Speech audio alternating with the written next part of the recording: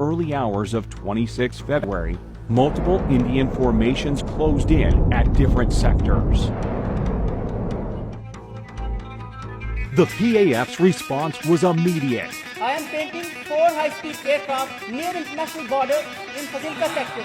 The activity is also developing in south as well. Hot pepper for Fazilka sector. Copy, sir. Hot scandal, hot scandal, hot scandal.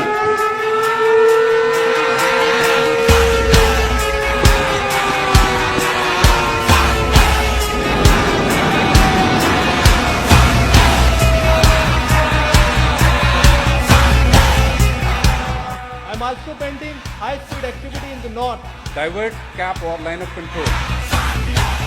With PAF fighters closing in, 6 Indian Mirages turned back. Once they met with Pakistani CAPS patrol, they could not have the courage to actually carry out what they thought they were actually going to carry out. While formation of 6 Mirage 2000s released their glide bombs near line of control, committing airspace violation of around 2 to 3 kilometers as they turned back. Pakistan's airspace.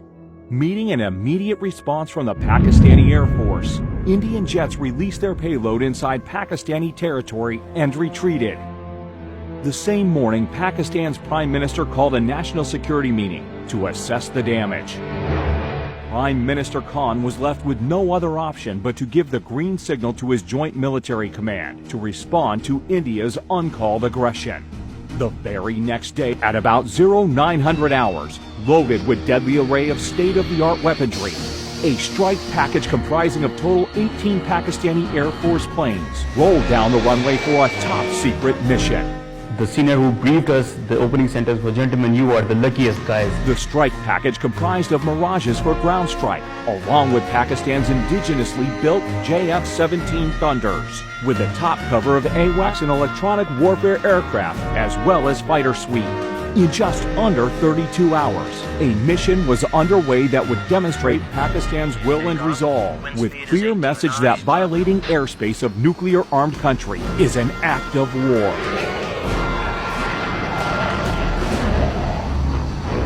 Mindless.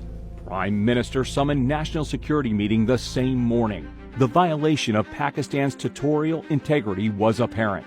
Balakot is Pakistani territory by all measures and by all thinking. The response will come at the point and time of our choosing. There was consensus that the response had to be as measured and controlled as possible. The PAF, who was well prepared for a whole range of targeting options, was given the go-ahead by the country's Prime Minister. On the very next day, brief commenced early in the morning at an undisclosed airbase. We carried out a detailed brief in which we discussed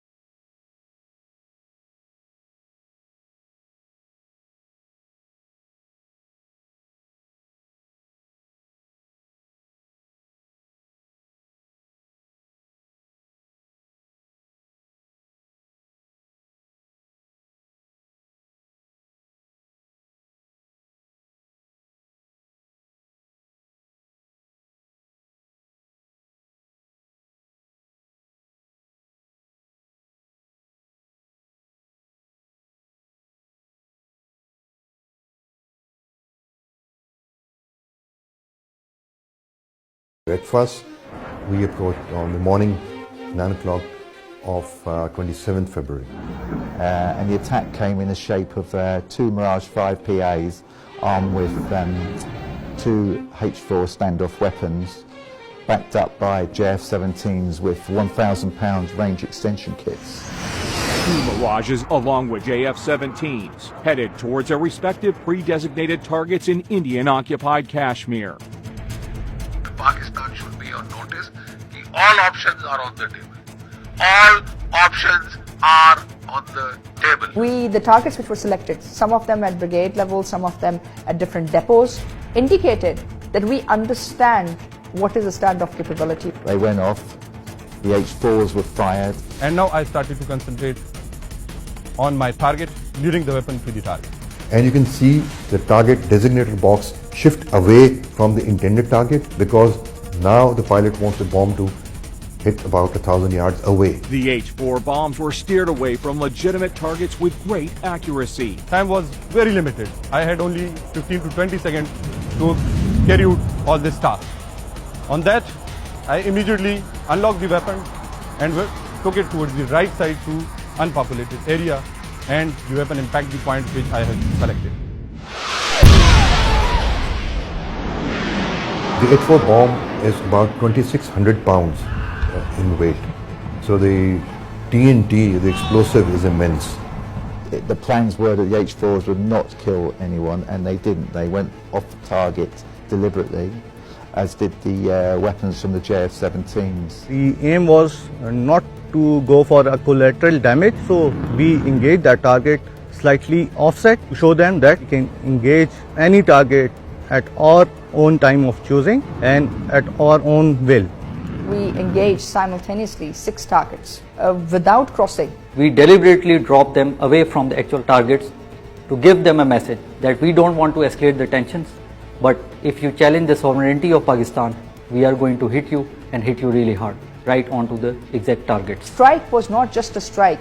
It meant that you had so much confidence in your offensive team that you knew that they will hit the targets, carry the precision, send the message across, will overwhelm Indian defenses, overwhelm Indian radar capability, and at the same time be prepared for a counter response from India. PAF's ground strike had, meanwhile, rung alarms on the Indian air defense radars, and patrolling Indian fighters were directed to intercept them. My job was to protect and provide coverage to the striker aircraft, whose job was to go and deliver the weapon in the enemy territory. Formation from PAF's fighter sweep was vectored towards 2 approaching IAF fighters. There were actually 2 Su-30s in this sector, and as we say in our profession, they were grinding 1+1 at certain altitude.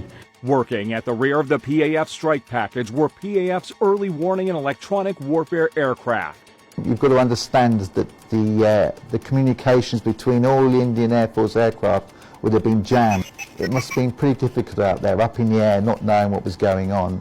There was confusion all around in the enemy's flanks. They were running here and there, they were hiding behind each other's tail. Gambler 1, confirm picture copy. Picture copy, target all, confirm, clear to engage. The moment one of them, in state of confusion, came into a situation where he could have been a threat to the strikers, I engaged him. After sampling the target data and confirming valid firing parameters, squadron leader Hassan fired air-to-air missile. Clear to engage on. Gambler 1, Fox 3 off the group. Su-30 is not an ordinary aircraft. It is a multi-role, almost a 5th generation platform. It is perhaps one of the best strike aircraft you can think of. Soon after the shootout, all hell broke loose in the Indian camp.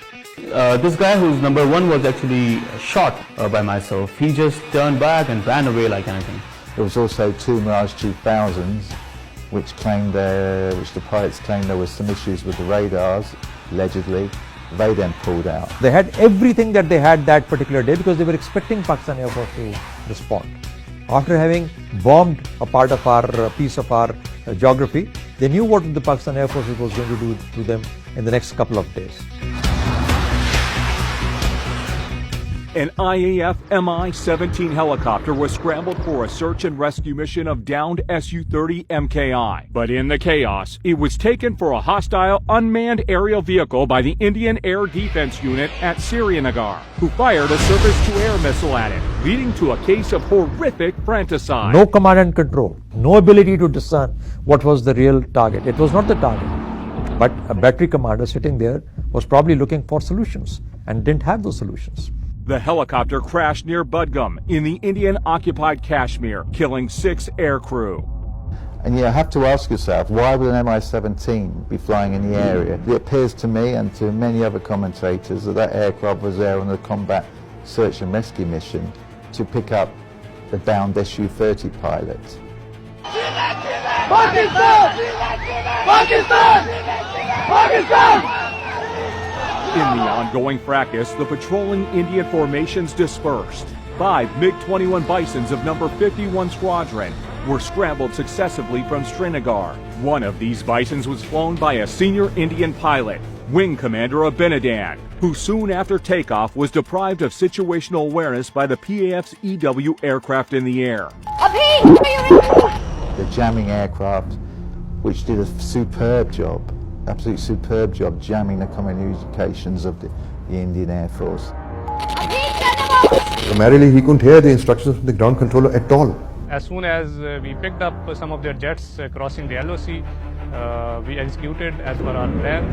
Target aggressor 1. Declared group about to cross LOC. On.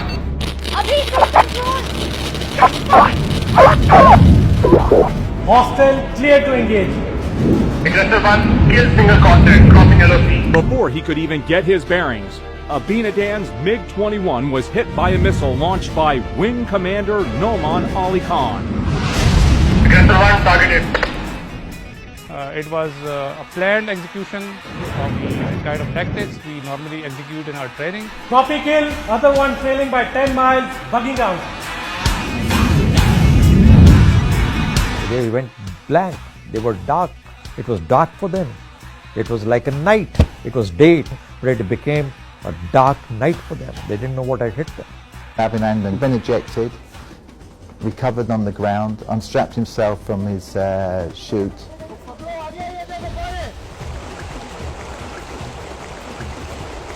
And some Burgess came across Megan. Ultimately, the Pakistani army came along and took him away. An airstrike on Pakistan-controlled Kashmir.